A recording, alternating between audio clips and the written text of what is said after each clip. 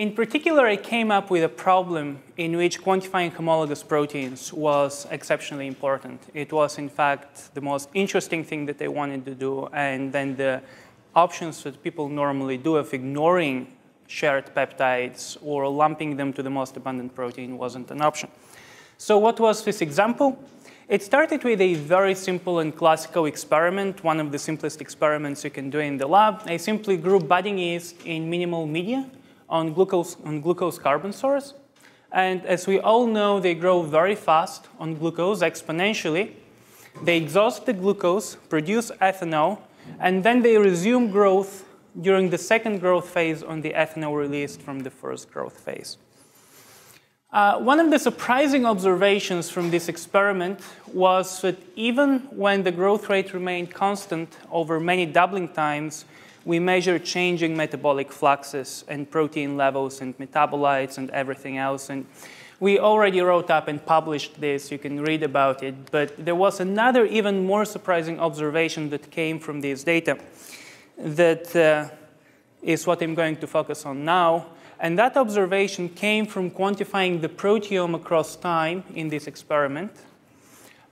We were able to quantify over 5,000 proteins in the yeast proteome, which is fairly deep coverage. And here I'm showing the data just for core ribosomal proteins, the proteins that are part of this very, very beautiful structure in which we think that these proteins are in stoichiometry 1-to-1. We actually have the X-ray crystallography, and this amazing feat was awarded the Nobel Prize. But if you look at what these data here indicate, is that during one time point in glucose, some ribosomal proteins are much higher than during these time points on ethanol carbon source. And conversely, other ribosomal proteins increase going from ethanol to glucose. So if you take these data at face value, they would indicate that the stoichiometry between ribosomal proteins is changing between these different physiological conditions. Now, this is very exciting because there are many results suggesting that if you perturb the structure of the ribosome by introducing a mutation, for example, you can selectively alter the translation of some mRNAs, but not other mRNAs. What is missing and what is not known is whether wild-type healthy cells can actually change the structure of the ribosome as part of normal physiological regulation. But we couldn't really make this very exciting conclusion for two reasons. One of them is, can you really trust this data? I mean, I'm showing you some red and green here, but how good is my quantitation? And this is, in fact, going to be the subject of most of the rest of my talk. And the other key component here is whether these ribosomal proteins are incorporated into the ribosome. It is conceivable that a lot of these proteins are just floating in the cytoplasm, and you still have one-to-one stoichiometry for all the ribosomal proteins that are incorporated into ribosomes. And at the very end, depending on how much time I have left, I'm going to talk a little bit about this and show you data. But I want to delve into this first question. How do we quantify the ribosomal proteins in such a way that we can really trust the data? And it turns out that this is much harder. Yeah? So the data which you just showed in the last slide, yeah? is this from mass-spec? Yes, this is mass-spec measurement. I'm sorry, I should have said that. It is mass-spec measurement based on TMT labeling, MS2 level quantitation. Yeah, thank you. Now, normally, abundant proteins are the easiest to quantify with mass-spec, and one might think that ribosomal proteins being abundant, they should be very easy to quantify, but there is another glitch. And the glitch is that almost all ribosomal proteins have paralogs that are encoded by a different open reading frame, oftentimes on another ribosome, that have almost identical sequence. So in this case, I'm showing the paralogs for the L9 ribosomal proteins, part of the large subunit. And there are only two differences in their sequences, so there are only two peptides, in principle, even theoretically, that you could generate to quantify these, to distinguish these proteins. And this turns out to be, as I'm going to talk about, very difficult by mass spec. And the question is, how can we generally come up with an approach to quantify these proteins independently? And independently here is important because there is preliminary evidence suggesting that these paralogs actually do have different functions, and accurately.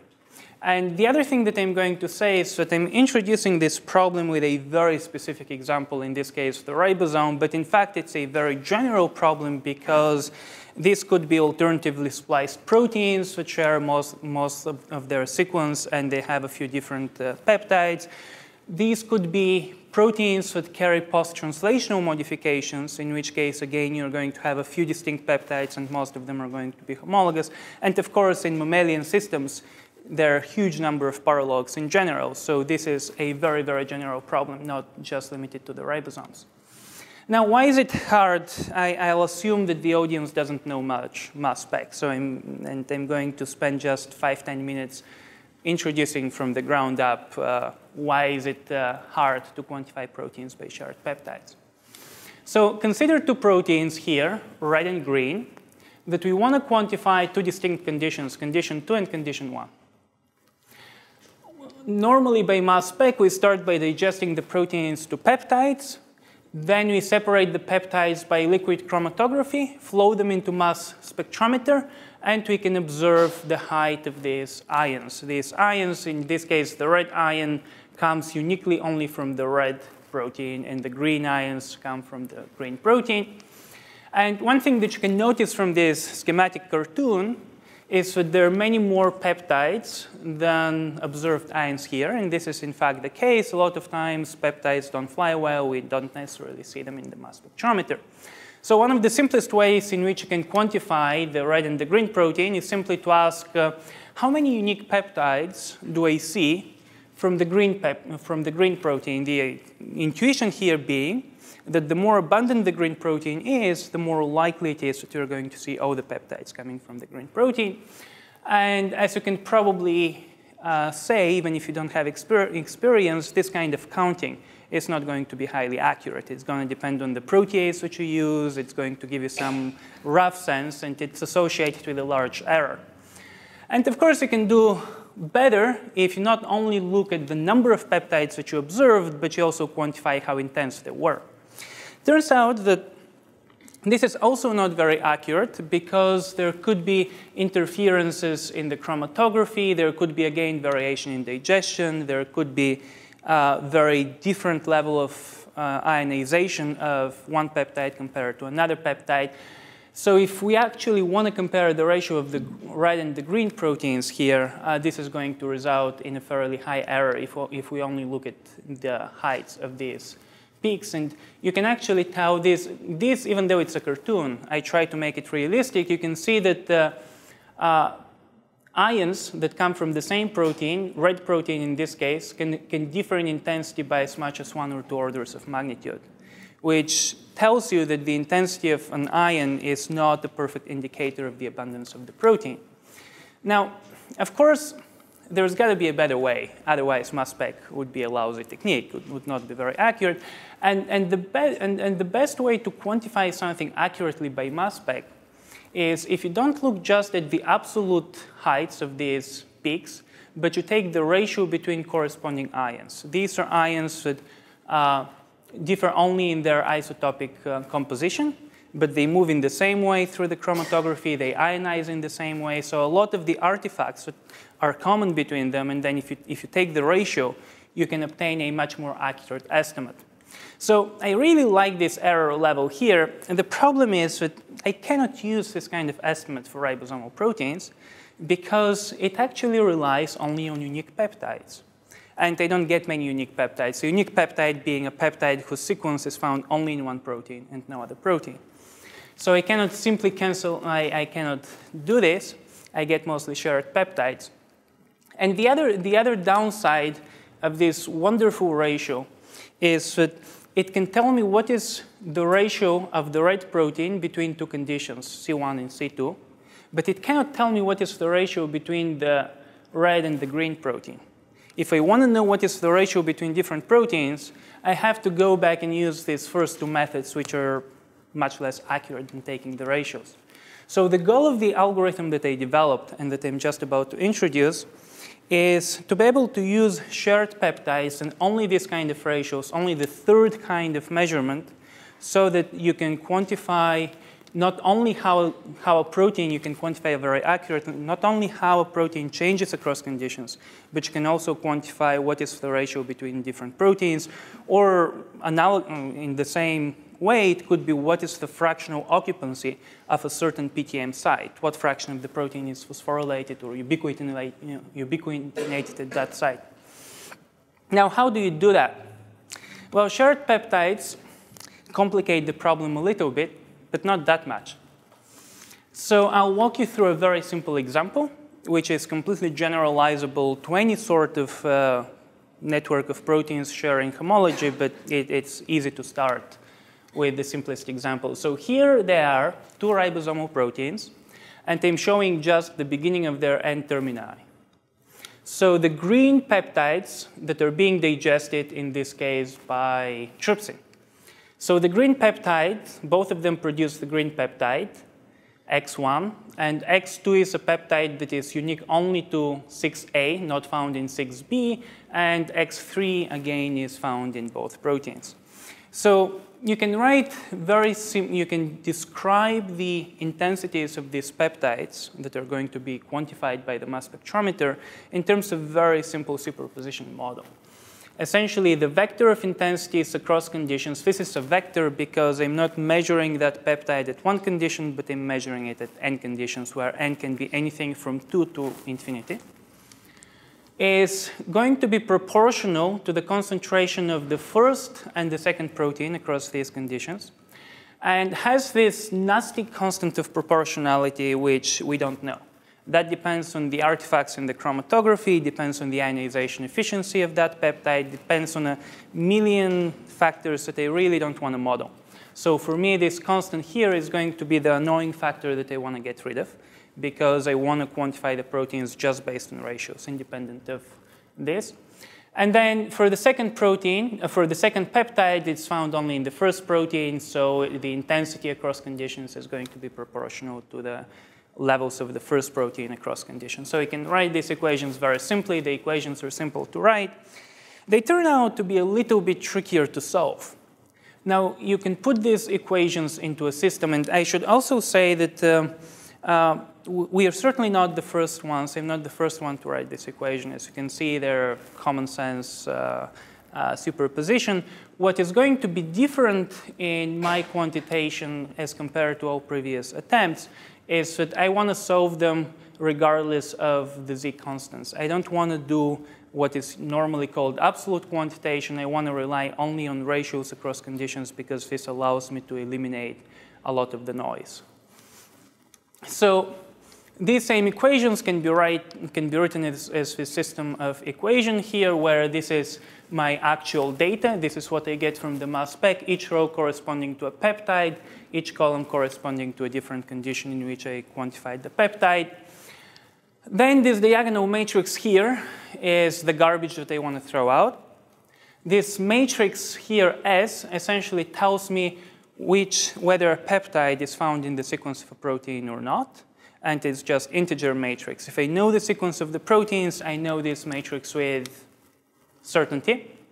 And this is my gold that I'm digging for. I want to get this matrix of protein levels. And in the general case, this matrix can be very large. And one very nice feature of getting this matrix is that then I can accurately quantify proteins not only along the rows, but also along the columns, which would be ratios between different proteins. And I can just write this problem shorthand x equals z times s times p. And one issue with writing in that way that you can appreciate is that I don't know z and I don't know p, and they're multiplying each other, and that's going to result in some nonlinear terms that are nasty to handle. And I don't want to come up just with some heuristics that is going to help me get a answer. I want to know, is the problem well posed? Does it have an answer? And if it has an answer, can I find the optimal answer? So to get to that, I'll have to massage this equation a little bit. And this is the most mathematical slide that I don't want to spend too much time on, but I'll follow a little bit how I go from this to something more manageable. Now, the first thing is I want to separate Z and P because they're my unknowns. I don't want them to multiply each other. And I know that Z in this case is a diagonal matrix of positive entries. So it's trivial to define its inverse matrix, which is just going to be lambda. And that's another diagonal matrix whose elements along the diagonal are just the inverse of the constants that I don't know. And then I multiply this equation on both sides by capital lambda. So I can separate lambda, which I don't know, from the P.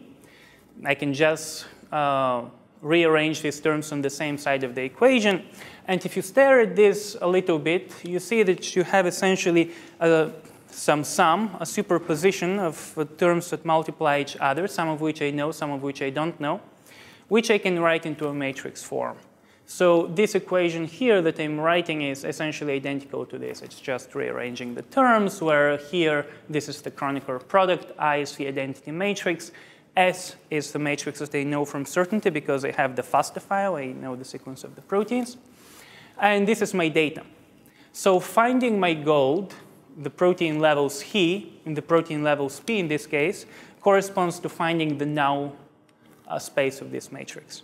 What is great about rearranging the problem in such a way is that there is very extensive theory about null spaces. We understand when they exist.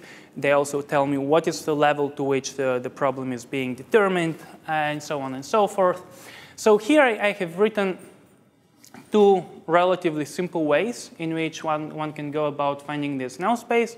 One of them is just by framing a convex optimizational problem, minimizing this objective function, subject to the vector in the null space being positive. We know that protein levels are positive. We know that ionization constants are going to be positive, whatever they are. I don't know them. Another way is you can solve it as a gradient descent. The two ways give similar results. And there is another for those of you who are very computationally sophisticated and looking for tough computational challenges, this actually offers such a potential in the sense that in this case, we are not just finding any null space of any matrix, but we know that most of this matrix has absolutely no error. And some of it has error, which we can estimate from the data. So this is really a structured total least squares. And we derived one algorithm for solving specifically this problem, which we just recently published. You can read it in the Journal of Machine Learning Research. But there is certainly more work that could be done to make the problem, the solution, even more robust to noise in the data. What I can say is that our observation is that with these algorithms and with our newest one, and with the level of noise that is typically found in mass-spec data, this works great. But I'm not going to, just to give you my word, next I'm going to show you the evaluation of real data. Because at the end of the day, even if we prove that mathematically the solution exists, even if we have an algorithm that finds the optimal solution, the ultimate question is, does it work with real data? We're not proving just math theorems for the sake of fun. One thing that I'll just say last before I go to the next slide is that conceptually what is important here is that the Z constants that first appeared here, which are the nasty irreproducible noise that really destroys the accuracy of measurements, is being inferred separately from the data and thrown away. So how intensely a peptide ionizes in my experiment has no consequences for my quantitation. What is the variation between degrading my proteins with different proteases? Doesn't matter, as long as their biases are the same across conditions. And this algorithm was very much motivated by a beautiful paper that Albert Heck published, that depending on which protease you use to digest your proteins, you can get orders of magnitude different estimates for their abundances. And obviously, this is something that is highly undesirable. In this case, I don't care much about that, because as long as I get the same peptides and they have the same bias across conditions, the problem is solved. I can get this nasty lambda, throw it away, and get my desired quantitation independent of the artifact. Now, there a lot of experiments that we did for validation. This is my favorite one. It's my favorite one because it gives us the strongest gold standard. We really knew what we should expect. And it's a relatively simple experiment. You can buy from Sigma 48 human proteins with known concentrations, known as the UPS2 standard, spanning many orders of magnitude. You dissolve them, and then you pipette into 2 tubes. Now, you have 50% in one tube, 50% in the other tube. And then you can alkylate cysteines with 2 different alkylating reagents that covalently modify cysteines, either vinylpyridine or iodoacetamide. And now what you have here are tubes with highly homologous proteins for which each peptide that doesn't have cysteine is identical, and each peptide having cysteine is distinct. You can see that in the mass spectrometer. And then we can mix them at any ratio that we want. That's where the good gold standard comes in. We know what is the expected ratio between these different proteins. And because we want to make this a real experiment, we also mix it with complex proteome, ribosomal proteins, or whatever we want to quantify. Label by TMT and quantify by mass-spec. We apply the algorithm that I just showed you on the previous slide. And then we can compare what the mixing ratios to the mixing ratios that we inferred by HIquant. So here is a scatter plot of this. Looked better than I expected. But you all know that showing a scatter plot and a log-log plot is not the best way to show it, because here I have 2 orders of dynamical range. So even if I make 2-3-fold error, you cannot really see them very well. A more honest plot is if I show you what is the log ratio of the inferred over the actual expected ratio. And here, the black distribution, you can see that in almost all cases, the error of inference is way below 2-fold. It's doing quite well. And the red distribution here is a little bit of the straw man. I just took the unique peptides that we detect, which are going to be the peptides having cysteine, and took a ratio between the intensity of unique peptides, which would be the only other way that I would know how to quantify the ratio between these proteins if I did not have HIquant. And not surprisingly, this gives fairly lousy estimate about the ratios between the proteins. And then I'm going to skip through a couple of other ways of testing how well we are doing. One way is if we have an independent estimate for ratios between different proteins. Here, I'm still trying to solve the problem that tends to be harder for mass-spec, which is not quantifying a protein across conditions, which we can do based on a number of labeling strategies fairly accurately. The harder one is to estimate the ratio between different proteins. So in this case, I used ratios between proteins from a GFP experiment by Jonathan Wiseman and Erin O'Shea, done more than a decade ago. And essentially, I'm plotting a scatter plot of the GFP intensities that they measured and the levels inferred by HIquant, which results in fairly good agreement. Not true if we use the conventional quantitation, IBAC scores, or other methods that rely just on intensity. And here I want to segue into another interesting possibility in the case of highly, highly homologous proteins that we know should exist in the sample. Let's say, again, go to our ribosomal proteins. And in this case, we did not observe all proteins. We observed only the gray protein, and we quantified the gray protein across 6 conditions. And we also observed the the gray peptide and the cyan peptide. And I'm showing 2 different scenarios here. By the way, if we just do protein identification with existing approaches to infer proteins from peptides, based only on the gray and the cyan peptide, we are going to say that the 6A paralog exists, and the 6B doesn't. We don't have evidence for it, because the shared peptide could be coming only from the first protein. And in fact, if the quantitation looks like what I'm showing in panel B here, that's all we can really say. But on the other hand, if the quantitation looks more like in panel C, so that while the cyan peptide is increasing across the 6 conditions, the gray peptide is decreasing. Then you could, depending on how much you can trust your quantitation, if you really trust it, these data are not consistent with having come out only from the first protein. You can actually say that the second protein should have been present as well in the sample. And in fact, if there is only one unique peptide that we can observe per protein, it is not surprising that we didn't see that peptide. And one might ask, OK, so if we have in our data evidence for many such cases for the existence of proteins for which we didn't measure unique peptides, can we quantify these proteins based only on shared peptides?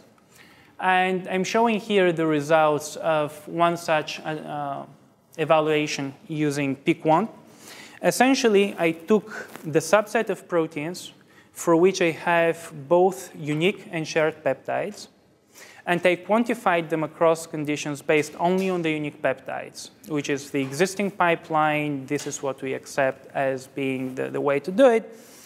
And then I threw away all of the unique peptides, and I used only the shared peptides fed into HIquant, trying to quantify the same proteins now based on the orthogonal part of the data, the shared peptides. And when I correlate the quantitation between these two strategies, I see that in almost all cases for all proteins, we give the same result. Meaning that with HIquant, we're not limited to quantify proteins that have detected and quantified unique peptides. We can do it even if there isn't a unique peptide. The result is still there in the data. Is there a clock here? Do I know how much time I have? It's about 10:10. So. 10:10, OK. So this is in more details showing what is the accuracy in the inference that we get as a function of the measurement error.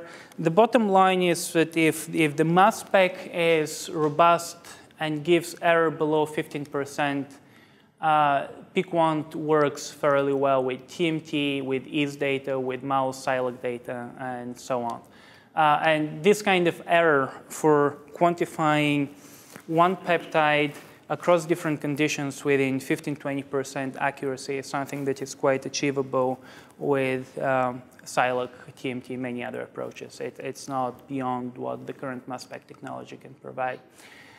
In the last few minutes, I'll just provide the answer to the question that I started with for the ribosomes. You remember my first caveat was, can we really quantify the proteins? And I spent a lot of time telling you that when we look carefully at the data, we can convince ourselves that we can quantify them. But the other caveat was, are the proteins that we're quantifying in the ribosomes, or are they floating in the cytosol part of the total proteome? Fortunately, it's very easy to isolate ribosomes by doing velocity sedimentation in sucrose gradients, and you can see the small subunit, the large subunit. You can see single ribosomes. You can see ribosomes bound, 2 ribosomes bound to messenger RNA, and so on. So I took these fractions and repeated the protein quantification just based on the ribosomes. And this is the result that we see, and it's actually the last data slide that I'm going to show you. There is a lot more. I recently deposited a paper in the archive that you can read if you want to see these results. But just to summarize what we see, what the exciting result for me here is that the columns, the first 3 columns correspond to glucose carbon source. And the number in the parentheses indicates the number of ribosomes that I had, whether it's 1, 2, 3, 4, and so on. And in this case, analogously, I have ethanol carbon source, 1 ribosome, 3 ribosomes per messenger RNA, 4 ribosomes, and so on. And when I quantify the ribosomal protein levels, again, we see that they vary quite a lot across these conditions, indicating that the stoichiometry among these proteins must be changing within isolated ribosomes.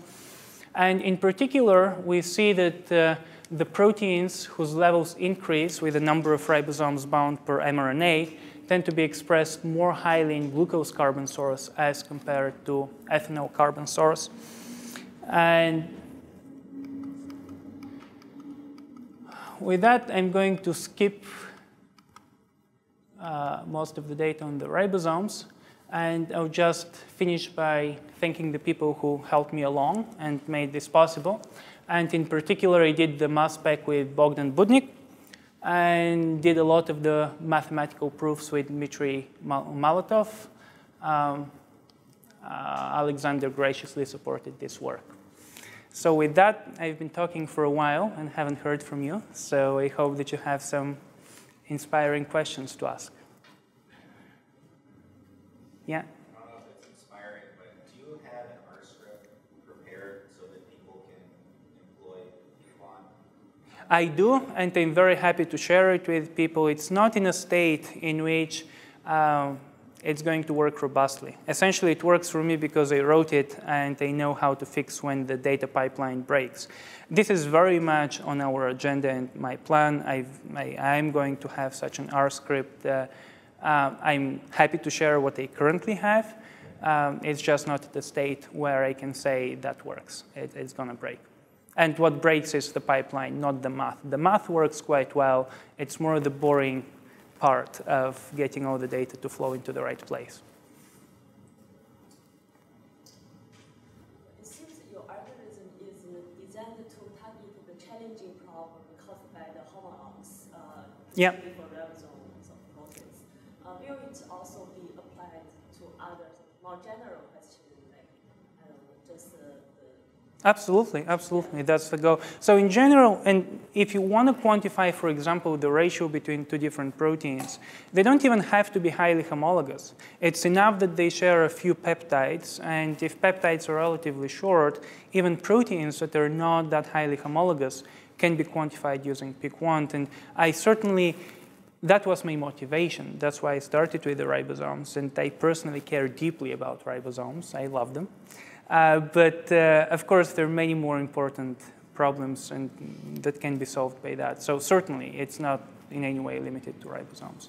The ribosomes are a particularly tough case that I couldn't do without it, which resulted into me thinking about this and ultimately developing it. But now that it's developed, you can apply it on anything, really. Is there any loss, say, computational or some disadvantage? I'm sorry? Is there a disadvantage of the method, say, computation or like limitation? Oh, not really. Computationally, it's very fast. It depends a little bit which of the three algorithms you choose to apply. As I showed, there is one based on convex optimization. There is one based on the gradient descent. But generally, even for a mammalian proteome, that's going to fly. It's not a computational issue. And can be made more efficient.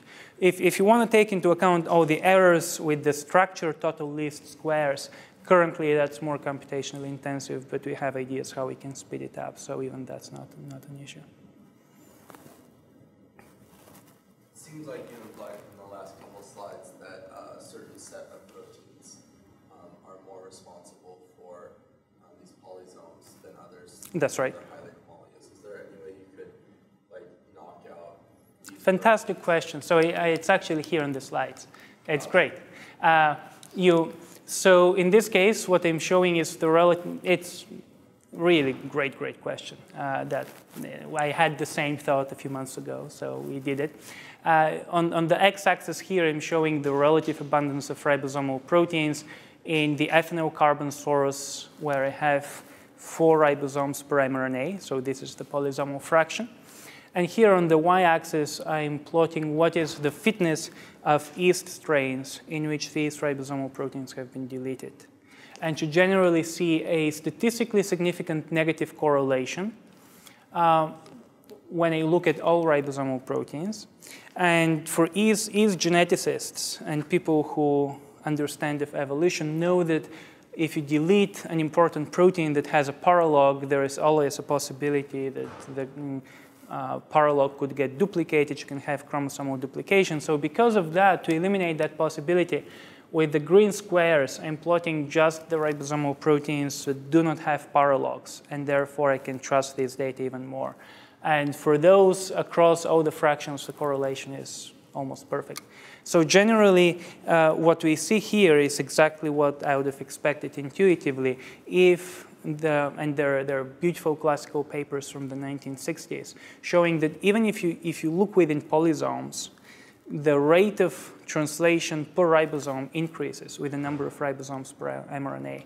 So what they did in these classical experiments, it's here, is they measured the rate of incorporating radioactive leucine per ribosome.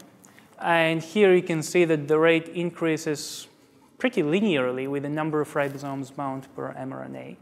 And then if having more ribosomes per mRNA, these ribosomes are more active, you would expect that perturbing these ribosomes particularly would result in bigger defect in translation and therefore lower fitness.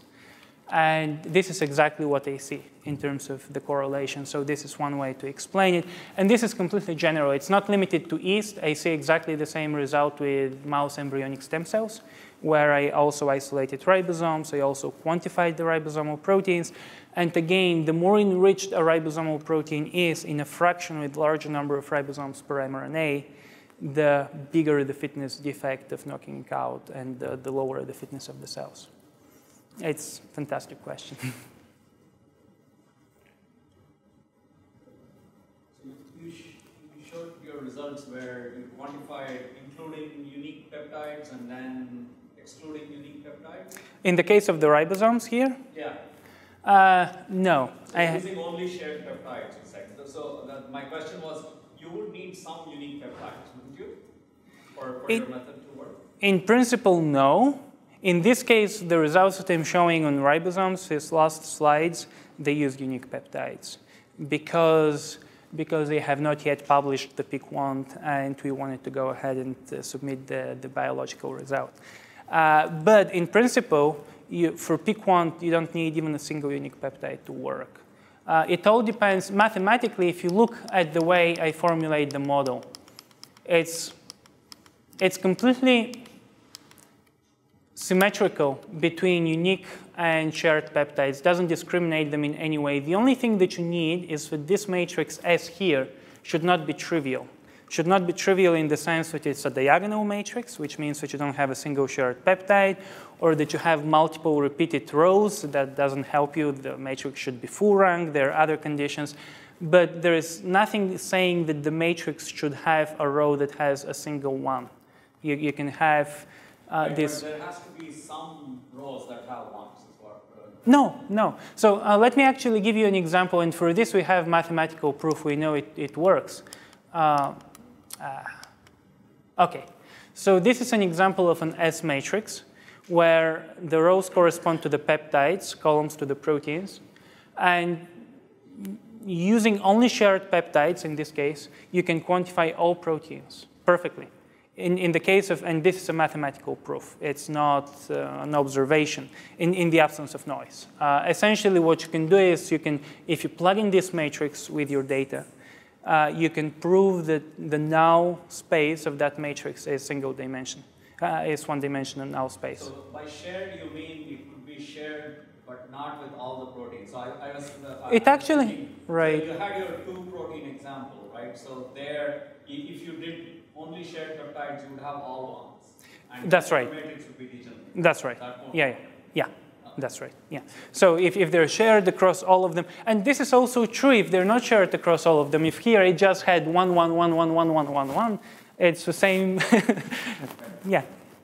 So for this problem, one of the issues with quantification of proteins in general is, and this may not be a problem when you're talking about the ribosome proteins you've been talking about, is the huge dynamic range.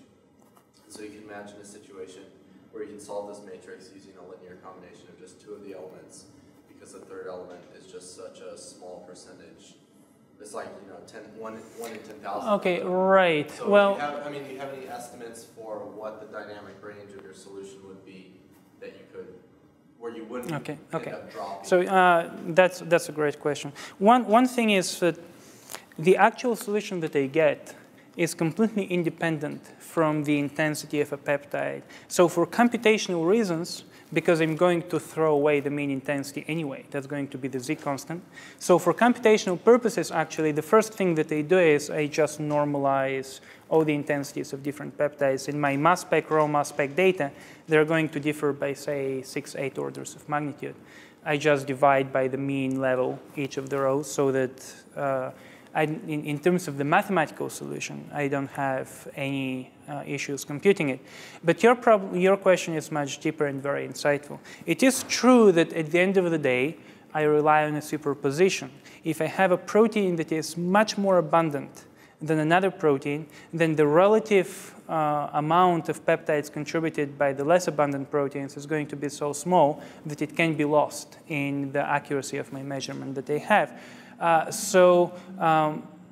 What I have observed is that normally the algorithm works well if the proteins involved vary within 2 orders of magnitude in terms of abundance. But that being said, I don't really see that as a big downside, because if 2 proteins vary by 6 orders of magnitude, IBAC is plenty good. Or looking at their own intensities. What I'm really interested here is being able to do the very accurate quantification for proteins that are very similar and much closer in dynamical range. But you're right. I would not be able, based on this, to quantify. It's a downside at all, but Yeah. it's a good thing to know. Yeah, absolutely. I agree. Yeah, yes, Marco? So this can get a motivation for post-translational modification. Where you have, for example, only 1 or 2%, then you actually want to know, is it now going up to 4% or Right. does it stay like this? So 1% actually probably you can quantify. It's within 2 orders of magnitude. If you go below that, you cannot. But then does it really matter? If the fractional occupancy is really that low, I don't know how significant it is biologically. But I guess the overall solution of that issue is that for any one inference, for any one computation that they do, I infer a confidence interval, which tells you, can you actually trust what I did or not? So it is true that in some cases, as you said, for PTM, maybe you have 1% fractional occupancy, and that didn't change much between conditions, which is the worst case for the accuracy of the inference, in which case I'm just going to say, well, the data are consistent with all sorts of ratios, and I'm not really confident. Yeah. Yes? In that sense, because very often it's, for example, phosphorylate proteins. You first isolate phosphorylated peptides, you enrich for them, and then you do the measurements. Could I combine, theoretically, Yes. where I have just not done this, where I've enriched, and then combine it to get more accurate levels? Yes.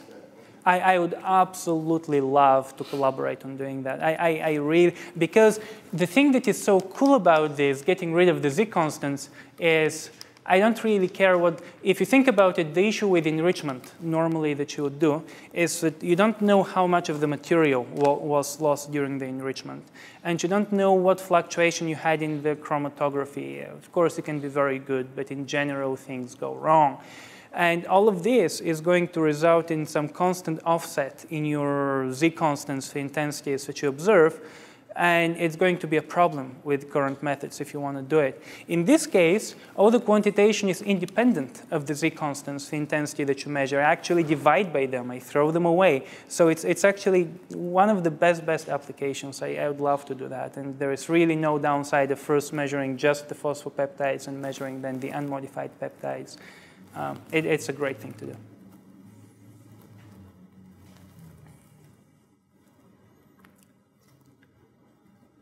More questions? So, for example, technical replicates, how do you You can. What do you mean by technical replicates? Well, one way to do it is you can just collapse everything into one data set and do one inference, and then you can also subsample that data set and see what your confidence intervals are. There are many ways in which you can do it. Yeah, it's the reproducibility is essentially what I see, and we've repeated this experiment many times.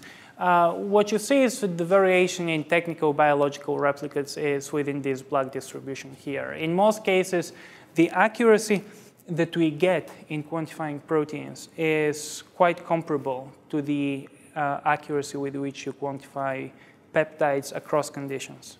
If you have 20% error in quantifying peptides across conditions, you're going to have about 20–25% error in quantifying everything else from peak 1.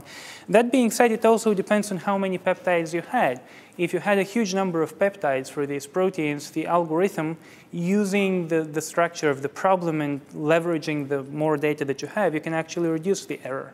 And on the other hand, if you just have two or three peptides that are not that well quantified, it may break. So how you relate the accuracy in your initial data to the output depends a bit on how many peptides you can use for that problem. But I guess the general answer of that question comes to this here. So you can see for a given measurement error, and this is the structures of peptides mapping to proteins in this case, were taken specifically from real mass-spec data. This is as realistic simulation as we can do. So if you have a measurement error in this case of, say, 15%, you get an accuracy of the inference 20%. You get inference error. And here you can see in terms of correlation how that works. Generally, the error in the inference is only marginally higher than the error in quantifying peptides across conditions that you started with. And in some cases, it could be smaller. If you just have a large number of peptides that map very well and determine the problem, then it's great.